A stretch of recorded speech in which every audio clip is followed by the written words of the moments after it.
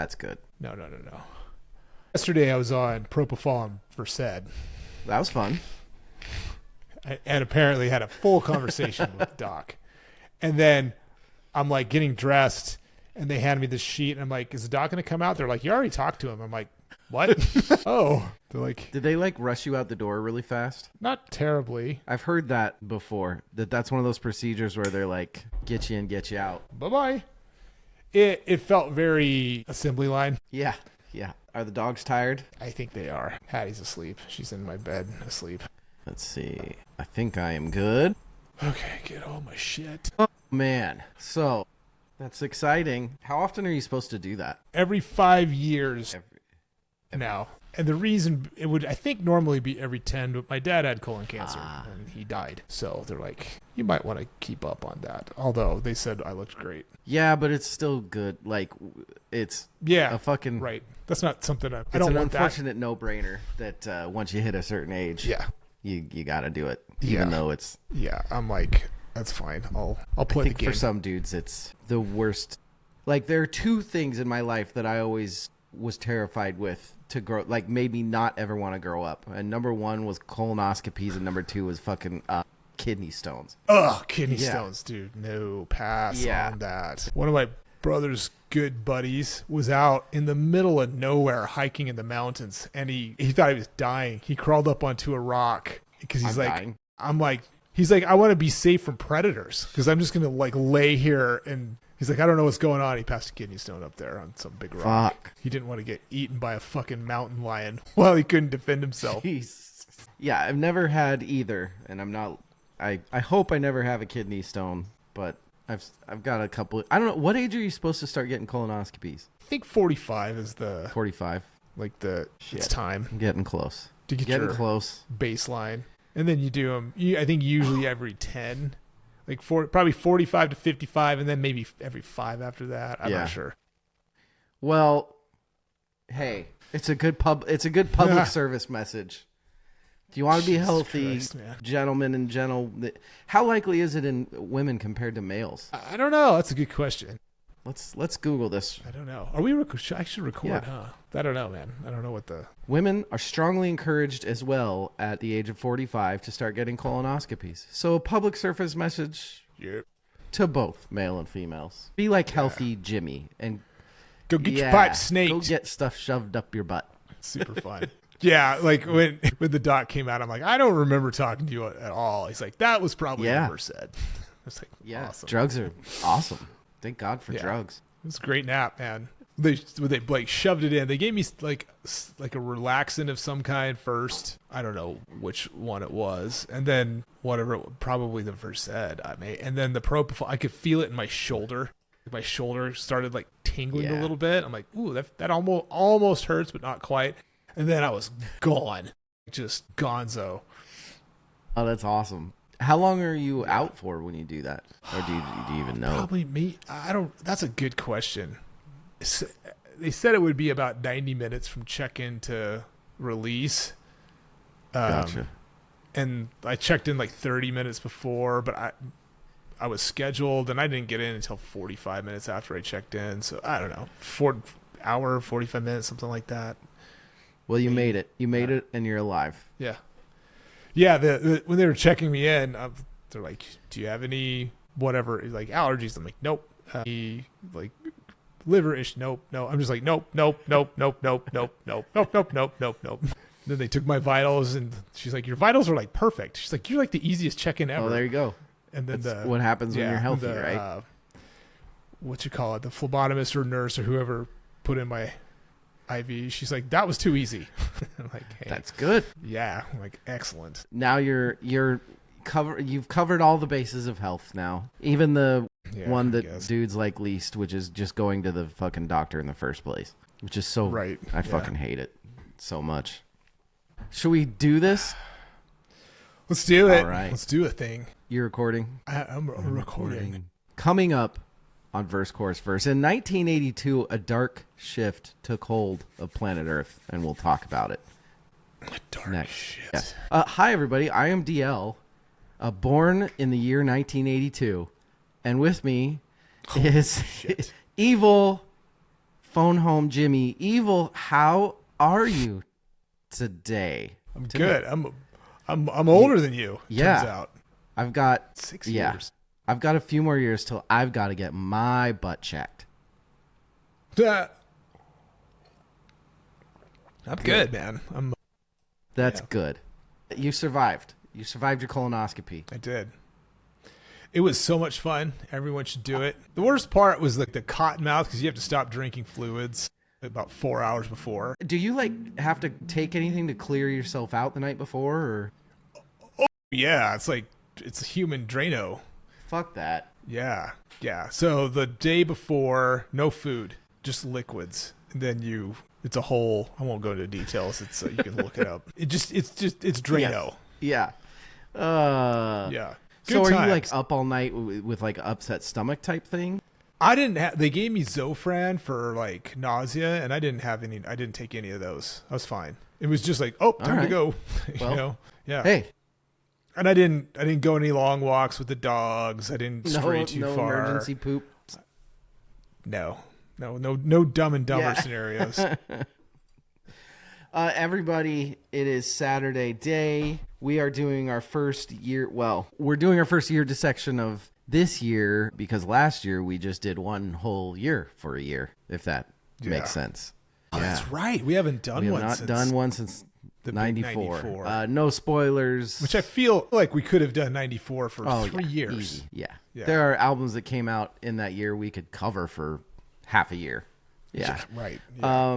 No spoilers. At the end, we'll ask if this year was better than 94. I think, Nope. I think everybody already knows the answer. I will say, though, there's some good shit. This was way more interesting of a year than I thought it was going to be.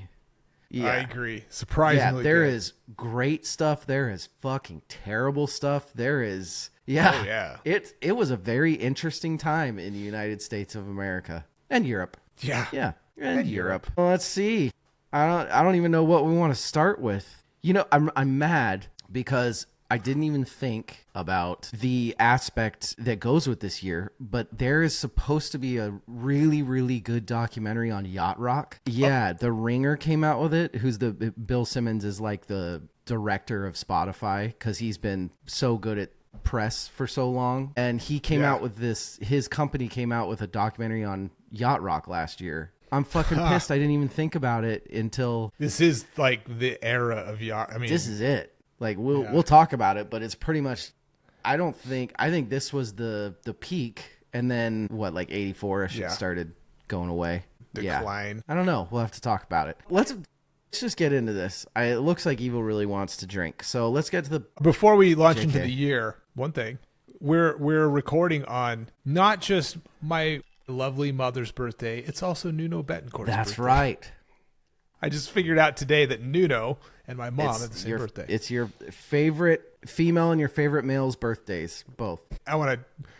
That's happy. I should have led with this and ended with a happy. Also, 2 more. This is like a fucking horrible year. Like 2 more people in the metal world that passed. Yes. Yeah. I don't know who they are, but I did. Thomas Lindbergh, and this one's. I'll save him. I'll start with Alan Blickel, who, the reason that's relevant, he was the drummer for Baroness when they were in their horrific bus accident, and he had to leave the band because of it. His brother was in the band prior to that. Pete Adams was in the band at the time of the accident, but he passed away, which is a bummer. Was it cancer? And I just saw Baroness. I think so. Because I remember I've seen a couple memes that are like metalhead band fans telling other metalhead band fans like "fuck cancer" kind of thing. Because it seems like I think it was you've lost a few metal bands to cancer in the last couple years. Right, but he was on Red Album, and was he on Blue Record? I think he was on Blue Record as well. Which I just went and saw Baroness last week perform front to back, Red Album and Blue Record. So that was and it was decent. Bummer. And then the other one, that was a fucking great show, man. Holy moly. They are the coolest band. I could kind of... They're just fucking just from cool. the videos that you sent, like the small little snippets, I was like, okay, that show's fucking rad. Like they looked... It was even so a shitty good. like phone recording, it sounded fucking amazing. Sounded amazing. They're great musicians. They look the part. Like John, the singer, he does all of the artwork. He's for the band, for all the covers and stuff. It's kind of like his project, and it's like he's got his little art project. He gets to tour around and play music and meet people. What a fucking life. It's funny because when you showed me, they almost look like a fucking folk hipster band. Yeah, completely. Like they're wearing the old 80s jean jackets and they've got the beards and they look like fucking microbrewer owners or that. Yeah. I mean, I think he said, I talked to him after the show a little bit. He's in Philly now, but they're from Georgia. So like a lot of Mastodon ties there. That sludgy Southern sort of thing. Man. So good. This is kind of a big one. Thomas Lindbergh, who was the singer for At the Gates. Okay. And he passed away as well. I think that was also cancer. At the Gates album Slaughter of the Soul is one of those, if you're a metalhead, that's one of those albums you have to have. That's important because I'm going to bring that up later in this Interesting. episode. Like albums you have to have as At the Gates has been around since fucking 90. Wow. Yeah. Holy shit. Well, yeah. So rip to Alan Blickel and Thomas Lindbergh. So was Bickle did Bickle do anything else after Baroness? No, he was forced to leave because of the injuries from that bus accident. Forced to leave from the injuries. Fuck. Yeah, he was pretty fucked up. He and the bass player both left because of like pretty severe. It fucked him up pretty good. It fucked up John too. He had to like go through rehab and stuff. I think Pete walked away fairly unscathed because he's savage. He's invincible. Pete was awesome. Yeah, I'm sad that he's not in the band. But Gina, seeing her live, great replacement for Pete. We also lost Rick Davies from Supertramp, founder and keyboardist for Supertramp, who that's one of those bands we're going to talk about this year. I don't think I've talked about it much, but I'm a fucking huge Supertramp guy. Yeah, we were chatting about him and that we talked about chatting them later in the year, and so I'm interested. Supertramp is one of those bands that just when you first listen to them, they just seem fucking goofy and not like you can't take it seriously. But then if you listen to it, you go and you listen to like School or The Long Way Home. Like those songs are fucking. Not only are they deep, but the fucking instrumentation in those are insane, dude. That band is tight as hell. Yeah. So. Wow, everybody's dying. Dude. Let's drink to it, huh? The most important part of the night. What are we drinking? Evil. I think you have two separate brown liquids for tonight. I do, but they're related. They're brothers, if you will. Yeah. How are they brothers? So I even busted out the Glencairns for this because I'm a whiskey nerd. That is first one's fucking it's probably just the camera. It almost looks like a fucking rosé or something. Like it is a bright. It's Buffalo Trace. Come on. It almost looks red. Do you have like a backlight or something on? That's crazy. No, it's just my glow. Oh, that's so good. So Buffalo Trace is what is in bottle number 1, and bottle number 2 is its older brother. I haven't had a bottle of this in years. I know what it is. My good friend Clayton found it in a fucking gas station in Wyoming. Really? Yeah. And birthday present, I haven't opened it until today. It is I'll say it's my favorite bourbon, and it is Your favorite ever. Wow. And it's, for those who don't know, it's literally the same juice as Buffalo Trace. It's just aged same for 10 distillery, years. Same pretty much everything, right? Yeah. Same mash bill. It's the same juice. They just age it. Have you ever had Pappy? Yep, I haven't had a bourbon. I've had Pappy Rye. What were your thoughts on? I've never had a Pappy. It was fucking great. I think it was a 13. Oh god, it was great. It's not $1,500 great, but it's really that's good. The problem with those. No bourbons. It does seem like Buffalo Trace is trying really hard to keep like collection societies and companies from forcing super high prices and stuff. But I feel like that's impossible with Pappy. Yeah. I don't want to say it's the original bourbon that did that, but it's definitely one of the first that's been expensive for fucking ever. Yeah, exactly. And I think which for me, obviously I've never tried it, and someday I'm sure I'll try it. Maybe when we do like a 10-year anniversary, we'll do anniversary. I'm sick, so just ignore. Anniversary. Yeah. It's when we get together in 10 years out of college. It's when you go back to school. but maybe we'll do something like that. And I just get the feeling that it's going to be one of those like, hey, this is amazing, but for $3,000, it's really not that much better than $40 Buffalo Trace. Buffalo Trace, I bought, it's like the bigger bottle, and it was $35. I mean, come on, it. man. They really cornered it, man.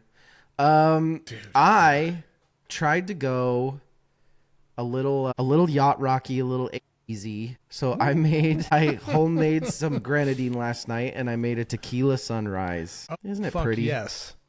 And those are great. They really drinks. are. And since I'm sick, I'm a good person because I'm drinking orange juice. There you go. Get your vitamins. The tequila is killing the germs while the vitamin C is boosting my immune system. It's science. Should we get to 1982? Why not, man? There's a lot to talk about. We're going to do this. We'll be right back. Okay, 1980. Let's see. What were the most popular movies? This might be a whole... This is a big conversation. So number one, of course, is huge. E.T. Yeah. Also, one of the greatest video games ever, the Atari version of E.T. I think I'm That's a I'm fucking too young. joke. You don't know I'm too about young this. for It look it up I later. will. It's its own thing. It was a disaster. It's widely regarded as maybe the worst video game ever created. I love that. Yeah. Yeah. What? So, Steven Spielberg and E.T. Were you a big E.T. guy? Are you? I was E.T. for Halloween in Were you really? Yep. That's fucking awesome. I was a big fan. Cried at the movie. Well, Saw it that in the movie theater. is fucking. I Dude, mean, it's I classic. think I was too young to cry, but you kind of don't have a soul if that one doesn't mess you up. You know. It was before I found He-Man and Optimus Prime, and I was still kind of a pussy little kid. I hadn't entered my hero era yet. What's the best Spielberg movie? Is it Saving Private Christ. Ryan? Oh Jesus! Never mind. I'm looking at the list and it's not. It's impossible. Schindler's List. Like Schindler's you can't List. Jaws. You can't compare Schindler's List to Jaws. It just doesn't work. E.T. E.T. is fucking amazing. Apples E.T. and is such a good grenades. movie. It's so good. Yeah, the list of his movies is, Lord. I mean, Close Encounters. Fuck, dude. Lincoln? Wait, did he just produce Lincoln? He didn't direct Lincoln, did he? I don't know. That was a dumb question. That's a whole other podcast. Yeah, we're uneducated in the film. Also, Tootsie was a big movie. Officer and a Gentleman, which I don't remember what that was about at all. I just remember the ending where he picks her up in the factory and takes her out. That's literally the only thing I remember. Joe Cocker Love song. lifts us up Love where we lifts us belong. up. It does. Fucking. Do we talk about the downfall of Joe Cocker? Oh my God. He had a rough patch Yes. in the 80s. And then First Blood and Rocky 3. Sly Stallone. Dude, Stallone. He had his shit together, He man. was doing it, man. I don't know what it was about dudes that couldn't talk that were like so fucking. Because Arnold was about to get huge too. But yeah, he was already yes, huge. he was. He just wasn't popular. What's That's a bodybuilding joke. What's your favorite Rocky? Yeah, I don't. Honestly, this is the wrong Rocky answer. 5? But it's Rocky 4. Rocky 4 is fucking amazing. I don't. Yes, him training in the fucking snow. Yeah. I don't know. There is something about 3 with Mr. Clubber Lang, fucking Hulk Hogan Thunderlips. in the Hulk beginning, Hogan's in it. Yeah, I don't. No, it's Rocky 4. My favorite's Rocky 4. I do. It should be the first one. I mean, I think the first one is mine. But the ending to the first one is one of the best movie endings ever. Yes. You know? But I love the Rockies are such fucking good movies, dude. They're so good. I don't care. Have you seen the Creed movies? Yeah. I've not seen any of the Creed movies. They're okay. I really like the guy that does the Michael B. Jordan. I really like him.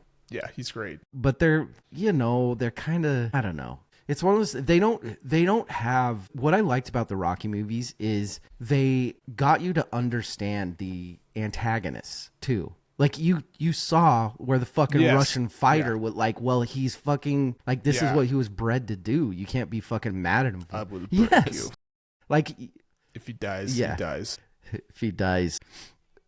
You know, the thing about those movies is Dolph Lundgren, is fucking brilliant. Literally. brilliant. Like literally He has brilliant. a massive IQ. And like a genetic phenom of a Yes. human being. Like he should have had a huge career. He needed just a few more acting lessons. I just think that how fucking massive he was just worked to his detriment. Like you can't, dude, he was He-Man. like, well, yeah, but that's what I'm saying. Like, what are you gonna be in like fucking Goodwill Hunting if you're, you know what I mean? Right. If you're 6'7" and 300 pounds, like it's not gonna work, dude. Yeah. Dude, have you seen The Rock recently? No. He's like tiny. Really? No more steroids, huh? He's doing like Batista's the same way. They're like I've like, seen Batista. we're pigeonholed as Batista's fucking They look crazy looking. It looks weird. It does. Those guys. On those guys who like hyper inflated their Because we've bodies. seen them like that for fucking 20. Yes. Yeah. And now they look like deflated balloons. It is weird. I've always thought Batista was a fucking fantastic actor. He was in the newer Running Man. He has a small part, but he's fucking awesome in it. Which that's something else that I always fucking do that. Blade Runner, not Running Man.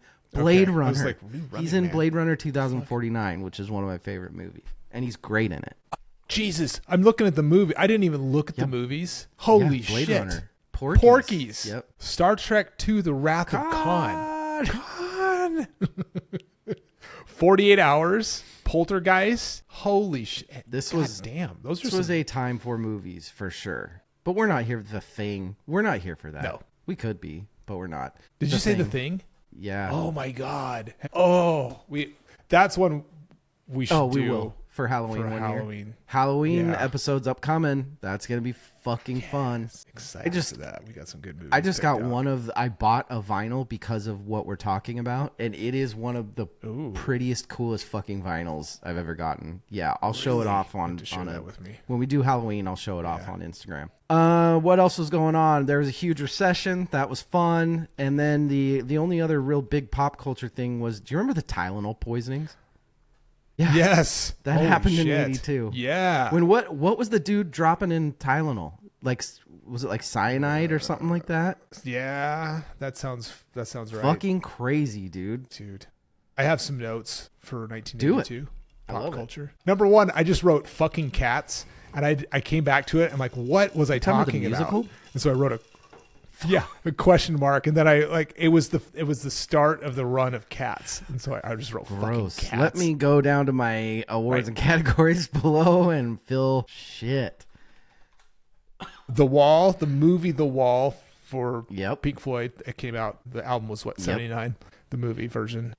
I mentioned the ET Atari game because it's awesome. Hilarious. And then music related, and because he has recently passed as well, this I think is the year that Ozzy moved into legend. Is it the year he bit a head off a bat? It's the year he bit the head off the rat. It's the year he was arrested for pissing on the Alamo. It's the year he married Sharon, and Randy Rhoads died this year. Wow. All of that in 82. This was we'll talk about it. This was quite the year for metal. Evil's going to have plenty to say. So what did you do getting ready for 82? Did you just listen to fucking Iron Maiden and Judas Priest over and over? Be honest. Also that. Well, I kind of like got a list of like, okay, what came out this year? There's the elephant in the room. Yes. I'm sure we'll talk about that album. Yes. Right. Yeah. But then there were some other really big albums too. So I got just like a list of like what were the big releases, and then like what was meaningful to me. So stuff that maybe wasn't big release, but was like more my stuff. And then I started looking for, okay, what's in the white spaces? What are in the cracks? And found some fucking gold in them Thar Hills. Holy moly. That's awesome. Like, going into metal stuff, or just completely no? No. So what's interesting is we've never really had this conversation. I know that you're a metal guy, but you grew up in the 80s. So there had to be a part of you that still liked like some of the radio shit, or like, were you ever into any? I was a little kid, man. I wasn't like, you're not listening to metal when you're what I'm 6. remembering is your fucking dad was a cowboy. You were listening to country. Yeah. Right. Yeah. Okay. Yeah. So like albums like some of the country music from this era is like deeply ingrained in my childhood, for better or for worse. Was this good country times or bad country times? It's mostly bad, but there's You some Were good Always stuff. on My Mind by Willie Nelson. That's fantastic. That's not one of his, that's a good single, but not one of his Mountain Music was the big Kenny the Alabama Rogers. album was like the big, We're getting into like rhinestone Nashville country is what we're like. yes, this was the era of that. Conway Twitty. Like, But yeah. hey, Dolly Parton. You get Dolly Parton out of it. Dolly Parton. I mean, one of the movies was The Best Little Whorehouse in Texas. That's a Dolly Parton movie. That's a great fucking movie. That's a really good movie. Yeah, I always start going by just Spotify's 1982 mix, which is always dangerous because half the shit didn't come out in 82. It kind of they do it like in years around it. Yeah, there was some stuff I was excited about. I'm like, oh, that came out in 81. Which I think there's a lot of good music in the early 80s, man, because I was like, fuck. Dude, the era of Van Halen's Roth run, 78 to 84, is one of my favorite eras of music. Does that include the album that came out in 1982? Okay. Yeah. Well, yeah, I mean, okay. Yes. All right. I just didn't know how big of a Diver Down fan you were. I'm a... Okay. I'll just say I fucking like Diver Down. I think Diver Down's a rad album. I get why it has the reputation it has. It's the least good of the first 6 albums. It's still fucking Van Halen. Yes, well put. I would agree. And there's some fucking around on it, but there's also tracks that are like mind bending. Yeah. I mean, you give Eddie Van Halen his primo cocaine, like, he's. Yeah, they were making a little money at that point, I think. They probably all gone through their divorces and shit, right? When did Van Halen get a divorce? He and Valerie were married forever. They were married in the that's 90s, true. I think. I'm wrong. Like late 90s. Yes. Alex might have been a different story. For me, I think the big huge thing after studying 82 is there's just this. So you speak a lot about in the 90s. There was this huge wave of radio changing the way that people listen because radio was changing. Radio was turning into this huge massive corporate. These are the 4 songs you're allowed to play on this channel, and all these independent radio stations were dying down. There was something very, very similar going on around this time because you had a lot of the mainstream late 70s, but you started to have a lot of like fucking underground radio, underground FM. And you also had the huge things that were starting to come on were punk and hip hop movements were getting huge. Yes. Yeah. Huge. And I don't think the yacht rock lovers liked that very much. No, this was also, I think some artists tried doing this in the as well, but it's I think way more prevalent where artists from a different era tried to make in quotes 80s music. Yes. And it fucking did not work. Did not work at all. Yeah, suddenly all these bands had like really simple, I just blanked on the name, but like really simple synth stuff in their music. Yes. And I mean, this is one of my more controversial things. I'm glad we're not together because you might try to fight me, but could you imagine like for example, the first time hearing Jump by Van Halen, being like, wait, what the fuck is this? What? Like, it was like very controversial because it's fucking synth. Like, what are we doing? Right. I know. I get it. And then two songs later, you have Hot for Teachers. So it's not, I mean. 30 seconds later in Jump, you have Van Halen being Van Halen. Or you have David Lee Roth being David Lee Roth. Right. I guess 1984 is its own. 1984 up. Fucking Panama, Hot for Teacher. Come on. That album's okay. But, I mean, and the Cradle Will Rock, there's synth in that, but it's so distorted, it doesn't sound like it. It's not the 80s sound. They hadn't gotten to that point yet, that sparkly, chimey. And I think that's the problem is I think you had all these good bands doing what you said, trying to be 80s, trying to fit a mold. Yeah. And at the same time, you had like college radio was coming on big. And you had these young, hungry, weird fucking bands like REM and the Misfits and the Smiths that people were like, whoa, this is fucking different. Yeah. I mean, there were some success stories, like Peter Gabriel, definitely a success story. You could argue that even Genesis. And Phil did good. They did it. They were able to, but not everyone was able to. No. Also, I think the only other Queen. thing for me was the do-it-yourself efforts seemed to be getting way bigger, which probably went in hand with the punk movement. Just a ton of underground artists that were circulating their own music and, you know, doing the whole let's get in a van and press our own vinyl. Yeah, I think you're right. Yeah. Because very much, that's just a punk ethos there. And that's it.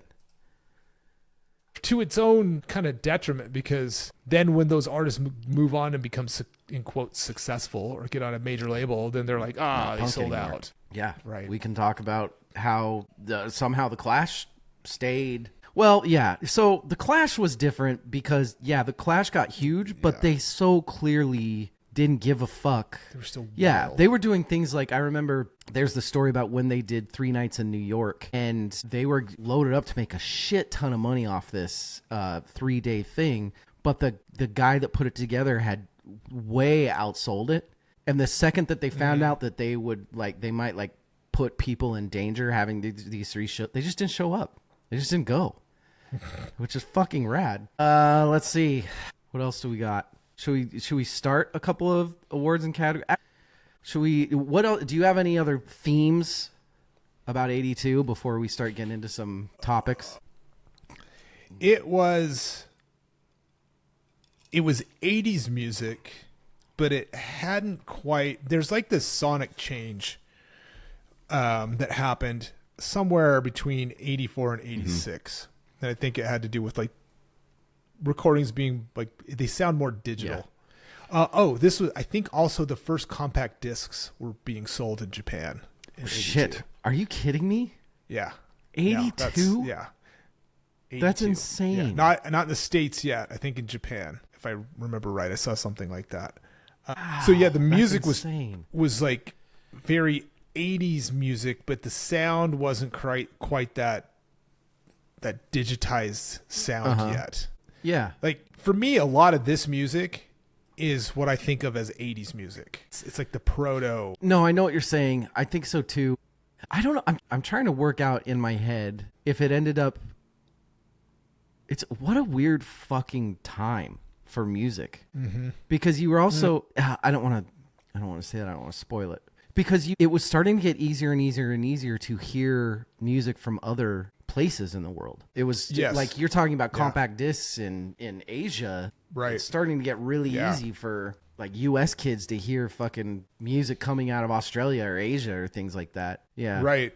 That's fucking cool. Maybe that's why this ended up being a surprisingly rad. Dude, it's a super interesting year. There was a shitload of music where I'm like, holy, that was this year? That song was this year? I was still doing it today. You could make it also felt very eclectic. Like there's a lot of different really big songs that are very different. Yeah, I agree.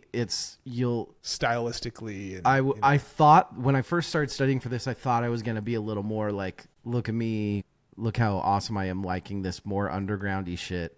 But then I was going through my favorite songs. I was like, no, I am a simple bitch. That is like, I could not be more simple by some of this shit. Some of this yacht rock I like. Hey, it's feel good music for a reason. Let's take a break and then we'll get into some categories. Should we guess our favorites, each other's favorites first, or Let's is that do a post-break thing? Yeah. Hey, we're back. So before we get into the last of this and then our next episode, we need to talk about our favorite. Guess what our favorite album is going to be for each person. Evil, I had 2 to choose from. Yeah. I am gonna go. I just feel like you're more of an Iron Maiden guy than a Judas Priest guy. So I'm going Number of the Beast. That is a very, very that's good why guess. I am wearing an Iron Maiden shirt right now. You are. What do you think mine is? It could be so many things. It could be so many things. It could. It's true. But I don't think it's the Conway Twitty album. I narrowed it down to The Cure and XTC. Those are really, really good guesses. And I did that knowing that they're probably both wrong, but you like lobbied for each of those pretty hard. And I'm going to go with The Cure. the Cure's album Pornography. It's a smart choice. Because I listened to it, I'm like, this album, the XTC album, I might save this for later. How much do you think we're going to talk about? Yeah, well, we're going to talk about the top 10. So we'll save them for do a little couple sentences on. I'll save my thoughts on that album until later. The Cure, I listened to it and I'm like, man, that's just always going to be a band that we always like hold in high regard on this podcast. Yeah. Every single fucking time. So that's why it's a really good guess. And honestly, it was one of those things that I before studying for this episode, I'd always liked that album, but I had never really didn't really hit me. But when I was studying for this, I was like, "Fuck, man." Yeah, I'd never listened to it before, so it was. Oh my God, they are so fucking good. They really are, and in a time, they were just fucking different, too. Yeah. Let's see here, Evil. If that is your real name, breakout album or artist of the year. I'm gonna go with my theme of the DIY underground music-y sort of stuff. I'm cheating and doing two, and I'm saying the Misfits and Bad Brains. I'm giving you a little bit of gothiness, a little bit of punkiness, and I mean Bad Brains was some punk that people just hadn't. I mean. Dude, DC punk is no fucking joke. Yeah. Oh. Yes. Right? I think they paved the way for a lot of that sort of stuff. What do you think? Bear with me because this is going to sound ridiculous. Okay. But think of pre this album coming out, the career pre this album coming out, and then after this album coming out. And it's literally the largest breakout ever. And it's Michael Jackson's Thriller. Yeah. I mean, I'm not going to argue that. It's the highest selling album of all time by a fucking large margin. Yeah. Like the next one is Back in Black and it's like 20 million albums behind Thriller. No, it's not even close. That is the very, very right answer. It's kind of it's a cheating answer, but I mean, when you have the perfect pop album in the year, you gotta talk about it, right? Yeah. Yeah. Are you a Michael Jackson guy? Yes, and I know that there's all of the controversy, but I'm going to talk about one of these songs later. I mean, I think back to this time and how fucking big like Thriller the music video was when it came out, and how everyone's like, it's like a movie. And I remember being scared shitless at the thing because I was a little kid and it's like werewolves and zombies and shit. And I'm like, it was such a huge production. Yeah, I love the Billie Jean, Beat It. I mean, fuck, man. It is a fucking album. I love the Chappelle skit. It's like, the guy created Thriller, man. Thriller. Well, would you let your son stay at his house? Fuck no. Hey, we've talked about it too many times. It's not our fault. Yeah. We didn't fucking height of power for any bands. I mean, I got a funny answer, but you go ahead. So we talked a little bit about this in the build-up. I actually prefer the next year's Duran Duran album. But I know. Duran Duran at this point had really fucking cornered that British synth wavy pop music. And Rio was like, I'm not sure that there were too many bands that could have done whatever the fuck they wanted after they came out with Rio. Right. Yeah. And that when you said that you liked their next album or the 83 album Bore, I was like, really? And then I listened to it. I'm like, oh, yeah, okay. It's good. Rad. It's really good. What about you? I got jokes all night. It's John Cougar Mellencamp. This is Jack and Diane era John Cougar Mellencamp.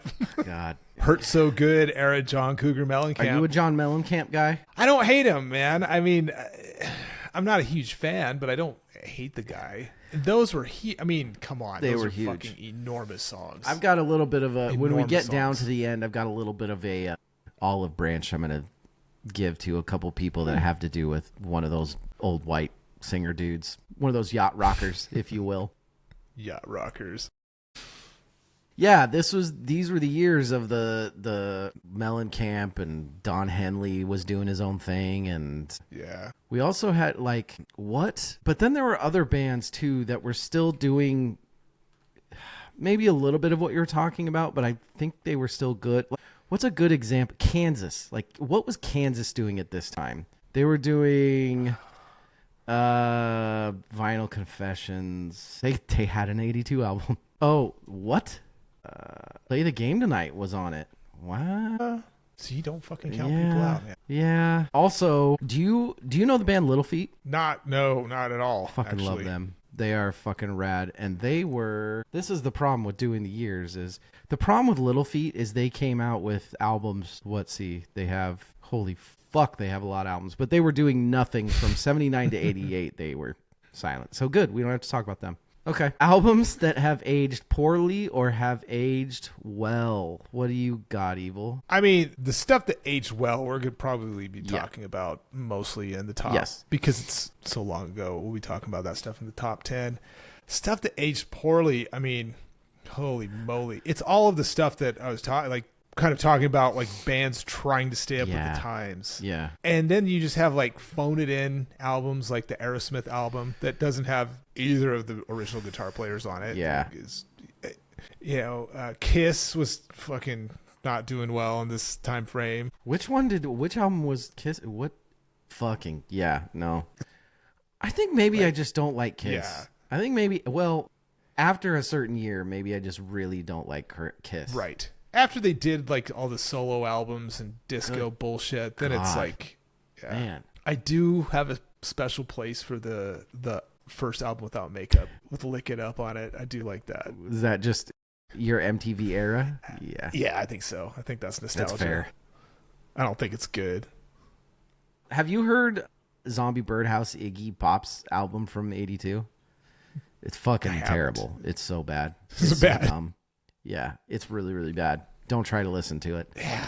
And then the only other one that I have that aged poorly, but it was kind of on purpose, Blondie came out with Hunter, and they were contractually obligated, and they had zero desire to do it, so they kind of purposely made a complete bullshit album. Yeah, and it was even just the cover. Like, go look at the cover, and it's fucking it's so funny, dude. Yeah. Like, they very clearly wanted nothing to do with it. Listening to At the Time versus Now, that's too hard because it's too young. And we're too young. What about, I would imagine that your taste for the music that came out of here hasn't changed much. Like, when was the first time that you heard the Iron Maidens and the Judas Priests of like the early 80s stuff? My brother was into that stuff, but it was pretty dangerous for a kid. It was a little much. I had to ease into it. I wasn't a Maiden fan until much later. Okay. Much later. I think Priest hooked me with Turbo, which is not one of their good albums, but I still love it because it's I like Turbo. I think Turbo's good.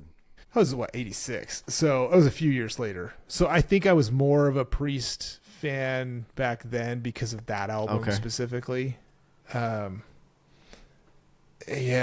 there's another album I will talk about later. I gotta save some of this stuff because it's hard to when you don't grow up, when you aren't of the age to listen to the specific music of the year, it's hard not to be super into the big poppy stuff. It's hard not to be a simp when, Yeah, well, okay, so none of these are 1982. I have specific memories of stuff that I really liked when I was a little kid. Okay. Another One Bites the Dust by Queen song. Was one of my favorite songs. Fucking Elvira by the Oak Ridge Boys was one of my favorite songs. That's hilarious. Mr. Roboto by Styx was one of my favorite sons. I'm All Right, Kenny Loggins. Hey, that song's fucking amazing. Yeah. Caddyshack, man. God, I love that movie. I was in love with Olivia Newton-John. Right. So anything that she put out, understandable. That was I think my first crush. Either her or Colonel Wilma Deering from Buck Rogers. One of those two was my first crushes. So that was none of those are 82 songs, but that's kind of the stuff that I remember from back then. Yeah. It was, and that's all pop stuff, like Queen of Hearts, that song, playing with the Queen of Hearts. Juice Newton. Yeah, I remember Juice that. Newton. I love that song. That was the kind of shit that I liked. Very radio-friendly pop stuff. Was it, when you were listening, was there something that you kept being on a list and shit like that you didn't know? You know what kept coming up on top albums of the year lists? And I get why it's probably not one that we'll put on our list, and it's because of the structure. It's the Dire Straits album from this year, Love Over Gold. And side A is 2 tracks and the first one's over 14 minutes long. It's like, but it's fucking really good. I listened to it a couple of times. It's short too. It's gonna be really hard to. They're kind of fucking around, It's like it's weird because Knopfler already almost had already had that kind of overly produced cheese feel. Yeah. Like Dire Straits had always had that, and it wasn't. Yeah. I'm not knocking it. Like there's when you are that good of not just a musician that Knopfler was, but a producer of music, like. Yeah. It's hard to not make something. It's like he was making stuff too perfect, but it works. What kept coming up with me is the fucking Roxy Music Avalon album. Yeah, that I tried it. Like I'm like, it sounded tired and it's fucking lame. Like I don't really get it. I tried. I really tried because, it did. Yes, I saw that a bunch. I actually had it at my first top 10 list just because I threw a bunch of stuff that was on top lists just as placeholders. And then I listened to it. And I'm like, no. And I was really hoping that you weren't going to put it on your top 10 list. Not even. So I'm glad you did. The only Alan Parsons Project. Yeah. Am I interrupting? Are you going to talk about the only other thing I want to say is their hit song More Than This. The only thing, because I like the Moody Blues, but in 86, the Moody Blues came out with the song Your Wildest Dreams, and that is a fucking complete, absolute ripoff of More Than This from this album. I didn't realize it hit me. But anyway, you were talking about Alan Parsons Project, Eye in the Sky, came up a ton. Yes. And I listened to it, and I'm like, holy shit, Sirius. The opening track, Sirius, that's Michael Jordan era Bulls intro. That's what that is. It's hilarious. And I listened to the album a couple of times and I'm like, what is this? What the fuck is going on? It's yacht prog is what it is. It's yacht rock, but it's not pop. It's yacht You know prog. What it is it sounds like somebody that was amazing enough to produce like Dark Side of the Moon and Abbey Road, which fucking Alan Parsons did. Or sound engineered it, but is now in the 80s. That's pretty much what it sounds like. That's exactly what it is. What about the do you have like a theme song or anything? I do. And so we're just the tip of the 80s. We're just the tip of the 80s at this point, right? Seeing how it feels. The 80s of the decades, with the exception of maybe the 20s, the 80s is the party decade. Yeah. It's a fucking party. So my theme song of the year is 1999. Everyone's going to party like it's 1999. That's such a good fucking answer. That's a really, that's a really good answer. I don't, here's my olive branch that I'm giving out because I've said many times that I really don't like Don Henley. I really don't, in the immortal words of the Big Lebowski, I hate the fucking Eagles, man. It's what's funny. I don't even hate him. I just look. You can only hear when you're growing up with the people I grew up with which was just a bunch of like. I was around a lot of 30 to 40-year-old party dudes. Like beer drinking, camping dudes in the late 80s and early 90s. You can only hear fucking Hotel California so many times before you're. Like, can you fucking stop with this shit? So sorry, but. I don't know what it is about the song Dirty Laundry by Don Henley that he came out with in this year. I fucking love that song. I love it so much. Oh, that's hilarious. It's such a cheesy fucking early 80s song. It's so cheesy, but I absolutely love it. I don't know. It's just catchy as fuck. I don't know. I love it. So, hey, there you go, guys. I'm not impervious to liking Dawn. Damn, I thought you were gonna like something off of the Steve Miller Abracadabra. Yeah, you were a Steve Miller guy. What are your thoughts on that? I love Steve Miller. It's really hard to. I think it falls in the category of like, what the fuck are we doing here? Yeah, what are we doing here? Yeah. Now, I agree. Still, since they could fucking write, that's like Abracadabra's catchy as fuck, dude. It's a great pop song. It's not. If I'm gonna pop in some Steve Miller, I'm not listening to Abracadabra first. You're listening to the one with the horsey on it. Yeah, which is a greatest hits. No, yeah, but still, it's the one with the Joker and Take the Money and Run, and jet airliner. See, I'm way more prone to enjoying Steve Miller than I am the Eagles. Like songs like "Take the Money and Run" is fucking amazing. That song's amazing. Also, the Eagles are abominable humans. Are they? So they are well known for copyright strikes on YouTube. Oh, They're like highly protective of their like it's our music. I'm like, guys, you're fucking up your legacy by doing. They don't get it. I love the rant spot. Who's the dude that we watch that we love? I can't remember anything anymore. Rick Beato. I love his the Eagles about that sort of shit. One of his like nemesis. Yeah, because he's absolutely right. Like, dude, I'm trying to show people your music. Yes, he's trying to keep their music relevant. Like, you understand that if I dissect Hotel California, you're gonna get 100,000 Spotify listens to tomorrow. Yes, dipshits.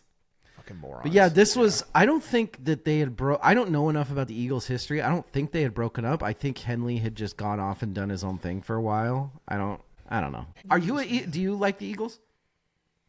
Not particularly. I don't hate them, but I'm not a big. Yeah. It's kind of. I don't know. I don't actively dislike them like Springsteen, but. Speaking of, we'll touch on that later. We'll touch on the good old Springsteen did come out with an album this year. But so we'll talk about this in the next episode, but just to kind of cap this episode off, there were so many good fucking radio hits in the early 80s. Yes. Like, my God. I cannot believe how much people had good pop music fucking down. And it's not all it kind of reminds me of the early 90s. It's not just the same fucking song over and over. You had like the Come On Eileen's and these weird kind of like folky and that album, the Midnight Runners. That whole album is way better than I expected it to be. Well, yes. Fuck. I mean, it's very niche. Okay. But it's worth listening to the whole album. Damn it. Well, maybe I'll listen to that while we do our next episode. I guess I'll do that. Like, it's not going to make like any top 10 lists or anything like that, but it's fucking interesting. Kind of I'm just looking at it because I hadn't even done that, but it looks like it's probably very Richard Lyndon Thompson, like Irish Scottish folk rock kind of thing. Yeah. Oh yeah, I dig it. I already dig it. Yeah. There's a little bit of ska in here. What the fuck? Okay. I know. It was like I was shocked when I actually listened to it. I was like, holy shit. There's a few albums that got me like that. All right. Well, I don't want to do let's stop here. We'll go into next episode and we will give what we think the worst albums, the best albums. We have a top 10 that we did together. We have our favorite songs, favorite albums. We'll do all that in the next episode. That's Evil, right. It's really hard not to make jokes, but I'm honestly proud of you and you're setting a good example for the listeners. Everybody go fucking get checked for cancer, dudes and ladies. Yep. Go get your pipes checked. Check them pipes, check them boobs. Go get snaked. Do it all. Get your boobs smashed and imaged or whatever they do. I don't know. I believe it's called mammatography, Evil. Yes. A whale's vagina. I know they mush them between something and Yes, that's exactly what they do. Yeah. I'm glad they don't have to do that to check for testicular cancer. Shove stuff right up there. Everybody, thanks for joining us. For those of you that are a little bit older, write us and tell us what we're missing. I think in our favorites, so much. I think in our favorites, we've got a little more. I've got a little more like undergroundy, punky stuff coming that I'll talk about. But good. But I also have a lot of. We're gonna miss so much. It's impossible to cover everything. We're gonna be okay. Everybody, we love you. We'll talk to you later. It's been real. Good night and good luck. You know what I did not listen to at all is Lou Reed's album from the Blue. Me either. Which one is this? I don't know any of this album at all. Huh. Okay. Well, everybody for real now. Maybe I'll listen to it at the break. Good night and good luck.